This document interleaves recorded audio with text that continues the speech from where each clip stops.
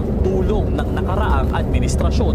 Mas gusto pa namin si Duterte ang umupo kaysa sa kanya kasi si Duterte hindi kami pinabayaan nung panahon ng COVID. Yan ang galit, pagkadismaya at pagkalungkot ng ating mga kababayan dito sa Bulacan, kung saan tulog na nga ang kanilang kabuhayan, lubog pa ang kanilang tahanan. Para kay Charlotte, hindi sapat ang sabihing ganito na lang talaga ang sitwasyon ng mga Pilipino. Ang hinihintay nila ay konkretong aksyon.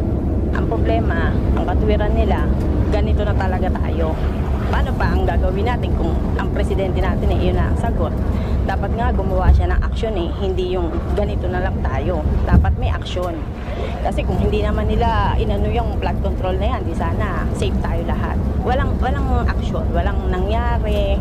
As in, that's dumami pa krimen. Hindi katulad nung kay Duterte. Hindi ako maka-Duterte, kaya lang, mas okay pa ako kay Duterte.